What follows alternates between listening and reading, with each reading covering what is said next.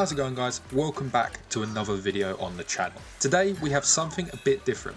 I've got a 50-hour platinum challenge for you. Now I know most of you will be saying, what's a 50-hour platinum challenge? Well, the challenge is complete as many platinums as you can in 50 hours. Now that isn't just 50 hours starting Monday 8 AM and then finishing Wednesday at 10 AM. It's total in-game time that it takes me to complete the platinums. I've also added an extra rule that you can't do the same time for a platinum more than once.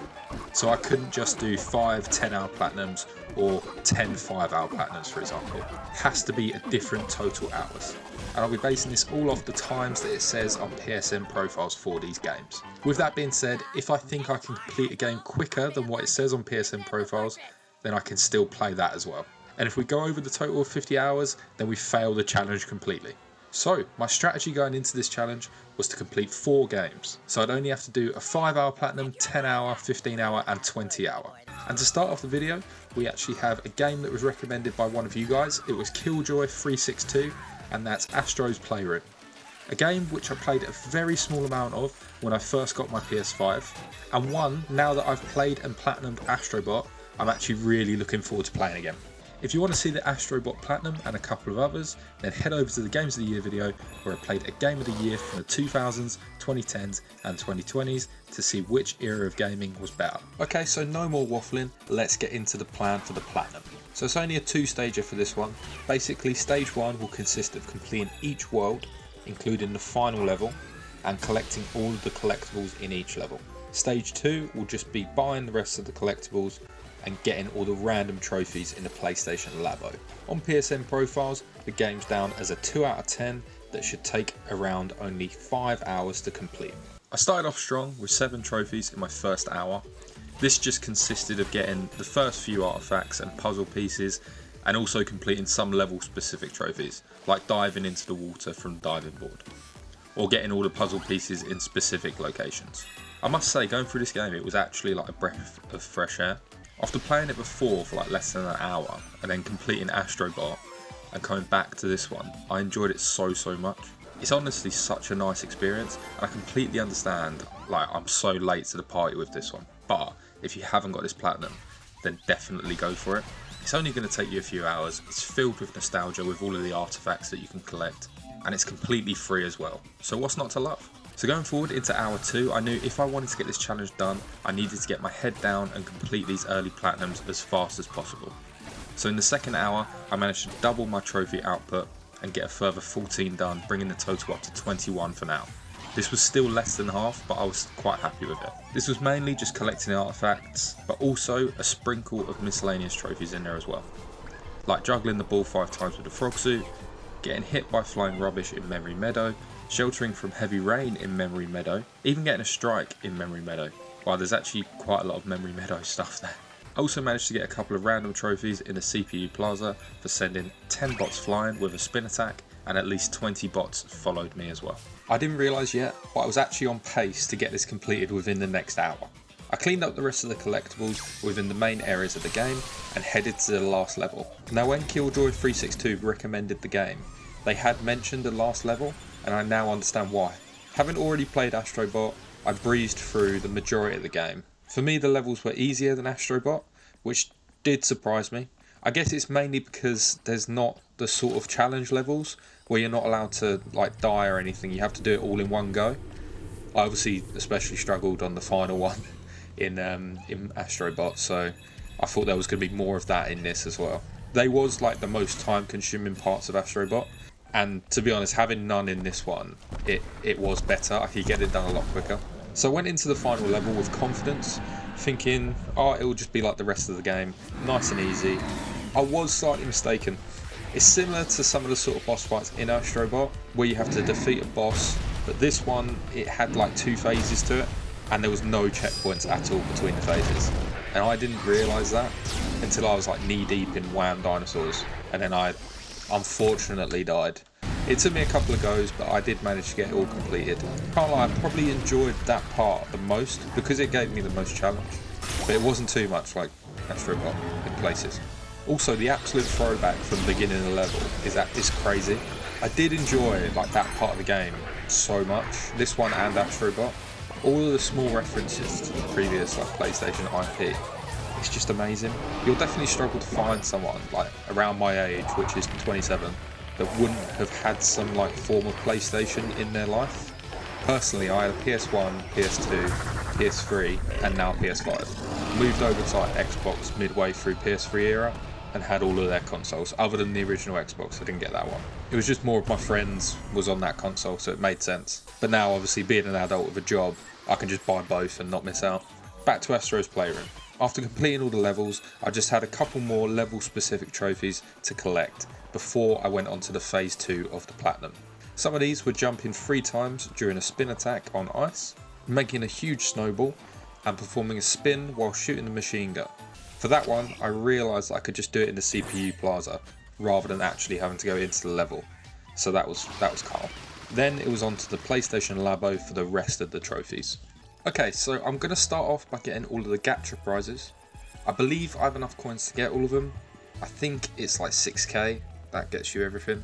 I'll just make my way over there now. Purely because of how long it takes, I'll just show you when I get trophies. Because getting all of the gachas is going to take me like 20 minutes I think. But I'll keep you here for the first one. Right, there we go, on to the next few. See you in a sec. Oh, there we go, that's half of them done. What's that one? Oh, getting a secret gacha, there we go.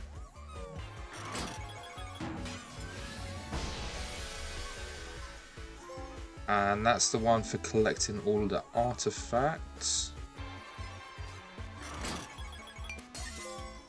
All the puzzle pieces as well, there we go. Only one more and we should be done.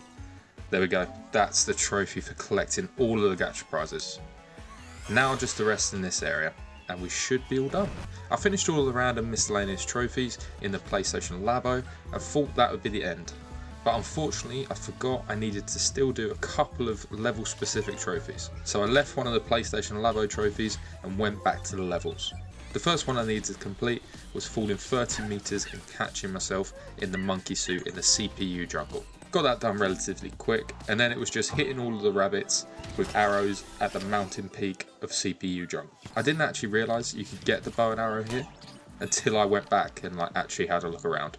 I'll just skip through my bad aim because I took way too many shots that I'm willing to admit. But there we go, we get that done, and now it's just on to the final trophy. Right, I left the easiest trophy in here till last. I just need to pick up the Platinum trophy, and then the Platinum trophy itself will be ours. So that's the trophy for picking up that trophy in the PlayStation Labo. And there we go, that's the Platinum. You've only done everything. What a game this has been. Definitely recommend this one if you haven't already got it. I managed to actually get everything done within 3 hours, which was amazing for the challenge, as it gives me an extra 2 hours to play with, just in case there is anything that goes wrong with the future Platinums. Now we've got everything done, let's get into the next one. The second game will be a game that I believe can be completed in 10 hours, but on PSN profiles it says it should take around 12. So I was just trying to give myself a challenge really with this one. The game is none other than Cat Quest. A nice and simple, cute looking RPG that you very quickly realise isn't that cute and simple. Your main goal of the game is rescuing your sister, who has been kidnapped by an evil cat, and you need to fight a whole load of creatures throughout the game, with dragons being probably the most difficult enemies. As I said, on PSN profiles this is down as a 12-hour game and it's a 3 out of 10 for difficulty. Now some of you Cat Quest fans might be saying, why didn't you just do Cat Quest 3? As that one is 10 hours on PSN profiles anyway, so it would have made complete sense. Well, personally I haven't played any of the Cat Quest games and I can't skip straight to the third one. I'm not a psychopath. It's like having never seen Lord of the Rings and then skipping straight to the third one. It's absolutely ludicrous. Now I've got that out of the way, let's get into the plan for the Platinum. So step 1 will be completing the main story and completing all of the side quests and any random miscellaneous trophies as well. And then step 2, worrying about getting to level 99 and clearing all of the dungeons. I didn't add collectibles like weapons and armour, as I knew with clearing the dungeons and everything and completing all the quests, I'll get all of them anyway. Let's get into the Platinum. We actually get our first trophy pretty quickly for finding a monument. There are a few located all over the map, and we'll get another one for finding half of them and then one for finding all of them as well, but that's obviously later on in the game. There's 23 trophies in total, and getting our first one within the first 5 minutes boded quite well when it came to earning the rest. Within the first hour I managed to get another 6 trophies completed, bringing the total up to 7. Similar to the Astro's Playroom sort of level of trophy game. This was mainly for collecting armour, clearing some dungeons and completing side quests, obtaining 2 skills and then reaching level 10, and finally progressing through the story by defeating the flame dragon. Then in the next hour I only managed to get 2 more trophies, which was locating half of the monuments and obtaining 4 skills. Some of the skills actually get very OP towards the end of the game, one of them in particular, but I'll talk more about that later on. I then took a break and went out for the evening, so I had to carry on the next day. The next day rolls around and I can't wait to get started on Cat Quest. I get a few trophies out of the way quite quickly by obtaining 30 side quests, obtaining 7 skills, getting 30 pieces of armour and weapons, and then defeating the ice dragon as well. Defeating the ice dragon took me a little bit longer than the fire dragon, purely because I had to learn how to walk on water, not swim. And then it was on to more grinding before I fought the arcane dragon. I knew I wasn't high enough level, so I made a start on completing more dungeons, thinking that was most likely the best way to progress my level. I then quickly got to 25 dungeons cleared and reached level 50. Once I reached level 50, I was happy to fight the arcane dragon, but before I'd done that, I needed to learn how to fly. So I completed a series of quests that led me to a mini boss fight against this dragon, and it also led me to the last monument that I was looking for, which I'll get after the fight. I win the fight quite easily, and I realised that actually the spike square ability is so OP. It does so much damage, but obviously in that fight it was only doing about 18 per hit or whatever. But as soon as you upgrade it, it does so much more. Once I defeated the mini boss and learned how to fly, I then went up to the top of the map and located the last monument for the Feline Guard Lawmaster trophy. I absolutely dispatched the arcane dragon with ease. The main bosses in the story are quite easy to defeat, mainly because you can just grind your level up and then go back to the bosses as soon as you want to and then just ruin them. Before I completed the main quest, I wanted to get as much done as possible. So I started completing just side quests for a few hours and managed to get the Saviour of the Cats trophy for completing all side quests. During one of the side quests, I was able to find the golden key, so now I can unlock all of the golden chests that I'd previously found. Now annoyingly in this moment I actually realised that when you re-enter a dungeon, all of the enemies respawn, but to be fair, in that moment it did quite annoy me because I obviously wanted to get to the chests as quick as possible. But then later on it actually helped me so much with grinding to level 99. But then eventually I opened enough chests and earned the Fashionista Lion trophy for obtaining 66 armour or weapons. I was then ready to complete the main quest. I'm not going to ruin the story for anyone that wants to play the game, but the main villain's goal was just to bring back his human, and this was his sleeping area. Not gonna lie, this game is actually bare cute sometimes. So now I only have 3 trophies left. I need to get to level 99, I need to clear 52 dungeons, and then the platinum trophy should be mine. I'll probably bring you back in a bit with an update just on how I'm getting on with getting to level 99, as I think it'll be quite a decent length of a grind. I'm currently level 82 after finishing the main quest and all of the side quests and everything. Hopefully it won't take me too long, but we'll have to see. I'll let you know how I'm getting on. Safe guys, so I've done a decent amount of grinding. I'm level 98 now. Should just be able to get one more run through this dungeon. I honestly think I've been doing this same dungeon for the last 20-25 minutes. It's been crazy. I think it gets me the most XP possible, just because there's 3 dragons inside and some other decent enemies as well that give a solid amount of XP. I must say though, after upgrading that ability that drops the spike square, it's honestly so easy to fight anyone. You deal so much damage with that just one square. It makes dragons so easy to fight off. It's honestly a joke how much damage it does, but obviously I've just been using it once it's been fully upgraded. Before that I'm not sure how amazing it is. I know earlier in the video I had it doing 18 damage. It was great, but so much better now. The enemies honestly don't stand a chance. Look, their health just goes down so quick. And before, the thought of fighting 2 dragons at the same time, it was just yeah, I ain't gonna survive this one. But it's not even bad with this. To To be fair, I might actually get the XP from just these 2 dragons. Let's get that lot and... Oh yeah, Leng, level 99. Cool, now I can get onto the final dungeon. I'll come back once I find it. Okay guys, so I found this level 200 dungeon and thought it was my last one. Unfortunately it wasn't the last one. I honestly don't know how I done that. There was actually 2 more after this one. But while I go through the dungeon and realise it's not the last one, I'll just give my thoughts on the game. It's a very fun and enjoyable game, to be honest, and it doesn't take itself too seriously, and you'll honestly have such great fun throughout the game. Even the grind to level 99, it's decent. It didn't take too long, and I might have done it in slightly a tedious way, but I think it was just the quickest way to do it. Now the length it actually took me to complete the whole game, obviously on PSN profiles it had the game down as 12 hours, and then I said I could easily do it in 10. I actually ended up doing it in 9 hours. So it gave me an extra hour to work with, bringing our cushion up to 3 hours leeway if anything goes wrong in my next few games. I was quite surprised I got it done so quickly, but I'm definitely not complaining. Overall, I massively recommend the Platinum. It's a nice change of pace compared to other games, similar to Astro's Playroom really. It's just enjoyable. Right, so you would have just seen me complete what I thought was the final dungeon. Spoiler, it obviously wasn't, as I told you. I'll just make my way through the actual last dungeon here. I don't know how I got it so mixed up with the last one. Having 2 more after that, I was quite shocked. I honestly didn't know they was there. Okay, this should be the last enemy, I think. Yeah, there we go. Dungeon Master. Cleared all 52 dungeons. And the Platinum Trophy. Cat Quest is finally complete. That's the 2nd Platinum of the video checked off. Let's get into the 3rd. I was absolutely buzzing after completing Cat Quest. Not only did I complete it quicker than PSN profile suggested, but I also done it an hour quicker than the time that I set for myself. I was absolutely flying through the Platinums.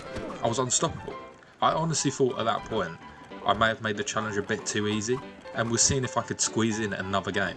But then that all changed. The 3rd game in this video will be the Lego Movie video game. This is the first one, of course, as the 2nd one is apparently shocking. So on PSN profiles, it says it takes 15 hours, which I was confident I could do, even though it was a Lego game. After the first couple of games, I thought I might even be able to do it in 13 or 14 hours. I was definitely wrong. So my plan going in was to complete all of the story missions and get as many collectibles as I can. Then on step 2, I was going to replay all the missions in free play and get all of the gold instruction manuals and the pants, and do any other miscellaneous trophy. And then stage 3 was buying all of the red bricks and building all of the gold manual buildables. Let's see how I get on and get into the Platinum. There are 49 trophies in total. The first one we get straight away after completing the prologue. You get 1 for completing each level, so that'll be 16 trophies just from the story.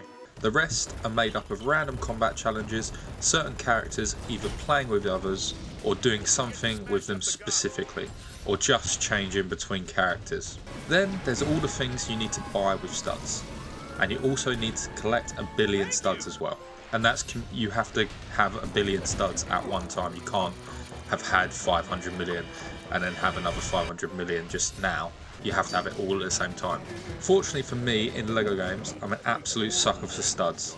If I see something that I can break and get studs from it, I'm doing it. But for that level of studs, we will need the multipliers, which I managed to get a bit later in the game. As I said in the intro, I was just trying to complete the story at first and get as many trophies as possible.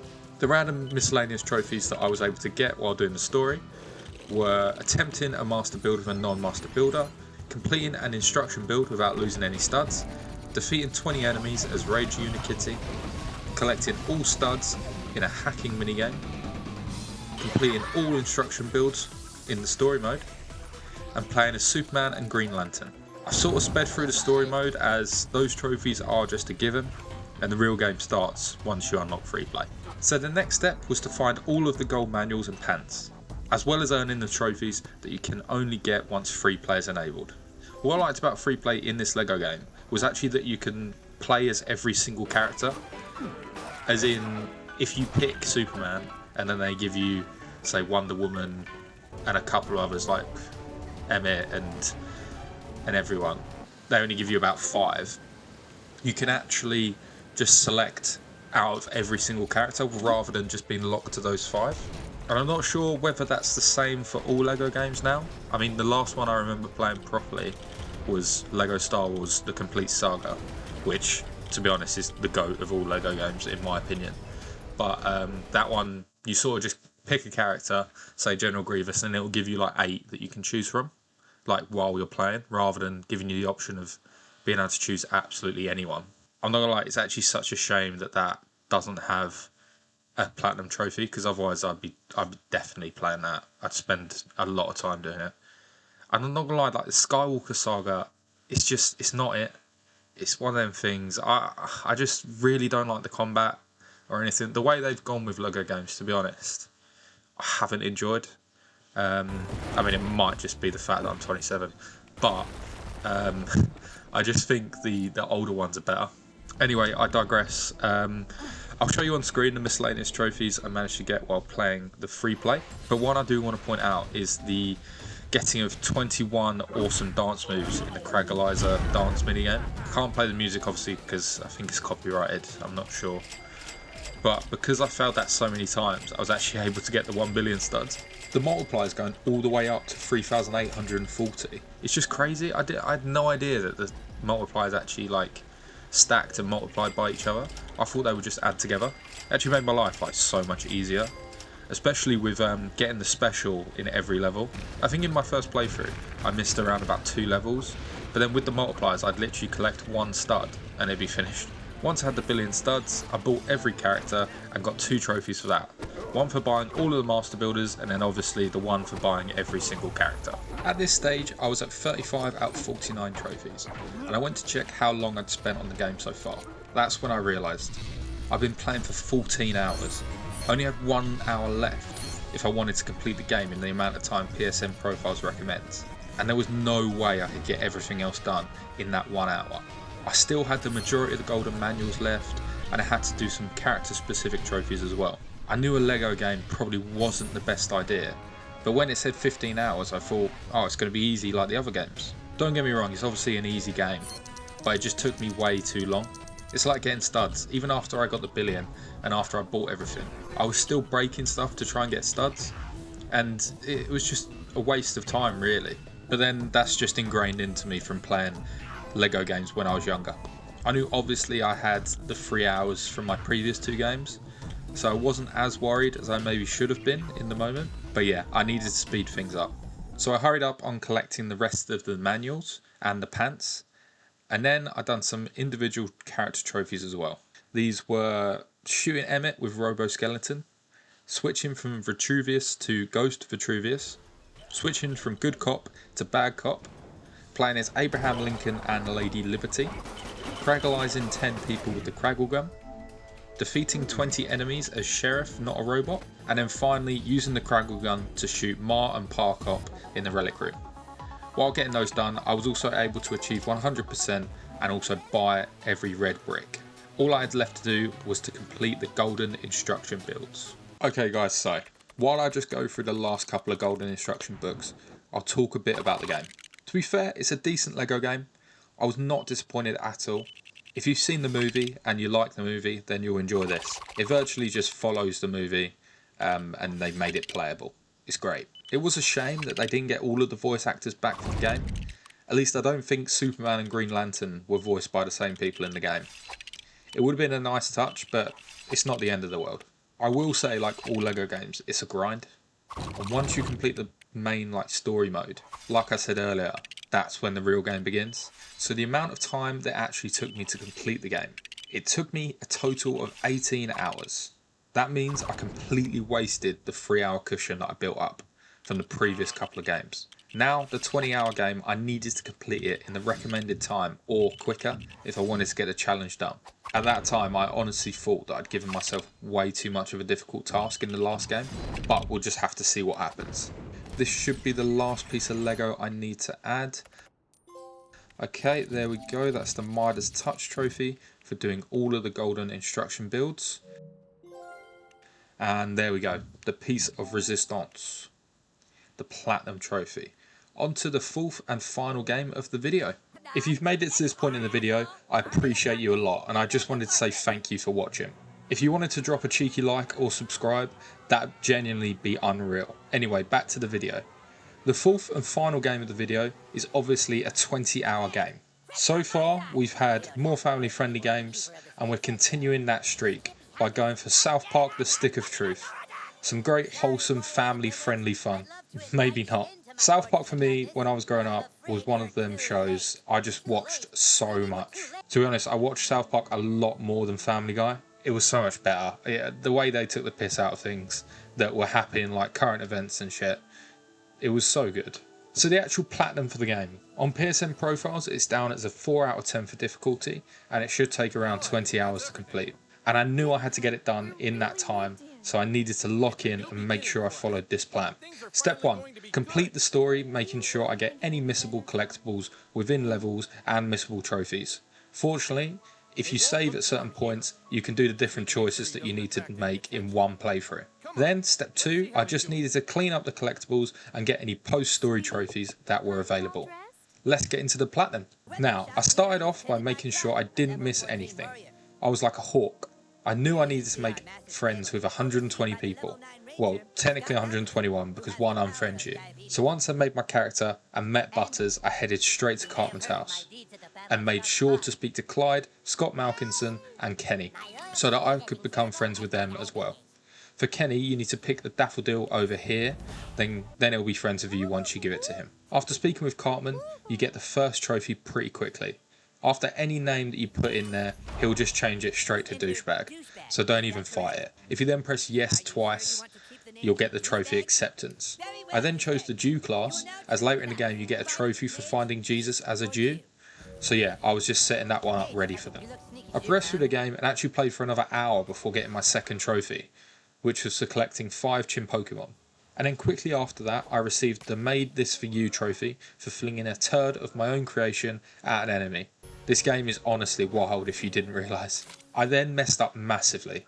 I missed the missable trophy. Had to fight the meth tweakers in Kenny's garage while wearing the evil Cartman goatee and the ball cap for the Heisenberg trophy, and I realised way too far down the line, so there was no way of me going back. This meant I had to replay the game up to this point. This honestly could have just cost me the whole challenge. After realising I'd messed up and it was too late to go back, I picked myself up and went again, getting 5 trophies within the next hour. Starting with successfully blocking every attack in a single battle for the Shutout trophy. I finally found Jesus as a Jew for the Are We Cool trophy. I blocked 100 attacks over the course of the game for the Skilled Defender trophy.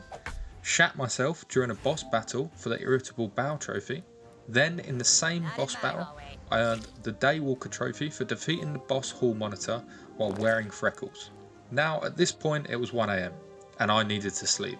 So that's exactly what I did. And then I can come back the next day rejuvenated and ready to go. I started off very strong by collecting 6 trophies in my first hour of playing the second day. These consisted of having joined the KKK, which is Cartman's clan name, which he is the Grand Wizard of. I fired on animals 25 times, knocked out 3 or more enemies with a single fart outside of battle. I forgot to mention, farting is what they refer to as magic in this game, and you can use it to knock people out. It's brilliant. Perform 100 perfect attacks over the course of the game, and then I got 2 more for completing the nighttime sequence, which is where you get abducted by aliens. Now, unfortunately, I'm obviously in England, which is in Europe, so I didn't get to play this quest properly, and it deliberately skips the cutscenes for me. Not gonna lie, from the descriptions it gives, I understand why, but still, it would have been hilarious to see. Anyway, we get through the alien spaceship, and on the way I earned the Mastery Trophy for unlocking all the upgrades to one of the new kid abilities. And then after completing the quest and waking up the next day, I received the First Day in South Park trophy, for you guessed it, completing my first day. After recruiting the Goths for the Nonconformist trophy and collecting a few other random miscellaneous trophies as well, I found myself at the first area where if I didn't save the game properly, then I'd have to redo the game again, like I already have to anyway with that other trophy. So in hindsight, I could have just done one now and then the one later, but oh well, I done this here anyway. First, I fought Cartman for the Elven Hero Trophy, and then I fought Kyle for the KKK Hero Trophy. After the fights, you find out none of them stole the Stick of Truth. Instead, Clyde stole the sticker all along, and everyone goes to his house to confront him. But it's bedtime, so you all have to hurry home as fast as possible, otherwise your parents will come and get you. This will then trigger the second nighttime quest, where you get visited by the underpants gnomes. This gives you the power to go really small and follow them through a hole in the wall. Now, on this quest is where I should have got the trophy for interrupting 5 channel attacks by using a fart. But unfortunately I hadn't done enough before this quest, so I couldn't get it. So again, I had to add this to the list of trophies that I've got to do on my second run. I was annoyed with myself at that point. How could I miss 2 trophies? To be fair, if you've played before, you may say that you can just do it against one of the final few bosses, but for me it just didn't work. They kept blocking it, or they was immune to it, so it didn't work on them. So yeah, I absolutely bottled it there. On this quest you can actually get the perverted trophy for watching your parents have sex for 60 seconds. This honestly felt really odd doing it, but I had to take one for the team. I realised I may have just gone through the game here and not really explained the story, assuming you've either played it or that you've watched a lot of South Park, so you know to literally expect anything. But I'll go through a little bit of the story for you. So Cartman is the leader of the KKK and Kyle is the leader of the elves. You play as the new kid who recently moved to the area.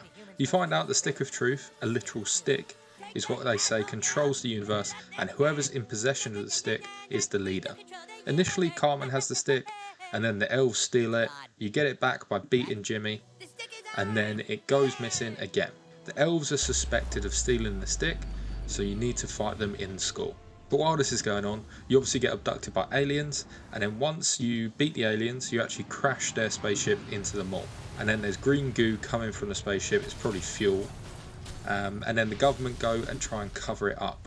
And they say that they're actually building a Taco Bell on the site, and they cover it up with the worst tent I've ever seen. All of the adults in the town are not very happy about the Taco Bell, and they hold a meeting in the community centre. And while you have to recruit goths, Randy asks you to find out a bit more about what's happening, so you head to the site and find out that the government are trying to contain the goo, as when people or animals come into contact with the goo, they turn into Nazi zombies, of course. From here you just have to recruit people that are going to fight against Clyde for you, and then the game ends up just culminating in a massive battle where humans and elves unite and defeat Clyde and his clan. I won't ruin the rest in case anyone does actually want to play it. Back to the actual trophies. Before being able to fight Clyde and the rest of his minions, you need to recruit more people to fight for you. This time it's the girls. So while I recruited the girls, I got quite a lot of trophies done. Unfortunately, you don't actually get trophies for just recruiting them. I just got some done while I was trying to. I made friends with my dad for the Daddy Issues trophy. I then quickly got the trophy for making friends with half of South Park. Then I got one of the most messed up trophies I've ever seen in my life. I farted on an aborted Nazi zombie fetus for the Too Far trophy. This game is honestly so jokes, man. I then carried on the farting trend and farted on everybody in the game. I collected half of the available costumes for the Shopaholic trophy. I defeated 20 enemies using Cartman's arse for the Arse of Fire trophy. Befriended both the crab people and the gnomes. I earned the Stay Down trophy for farting on 10 knocked out enemies. I then farted on 4 authority figures. I actually had to reload a save for that one because I hadn't farted on the geezer in Canada at first, and then he was just gone forever, which was actually bare annoying, and it lost me a decent amount of time, and I didn't have any time to spare. Then during the last story mission, I actually managed to collect all of the Chimp Pokemon and get the Chimpocalypse trophy, and the final 2 trophies I managed to get before entering the final battle were Inside Joke for summoning Mr. Slave while you're inside Mr. Slave, and then Pulling Mud for shitting myself in 3 separate battles.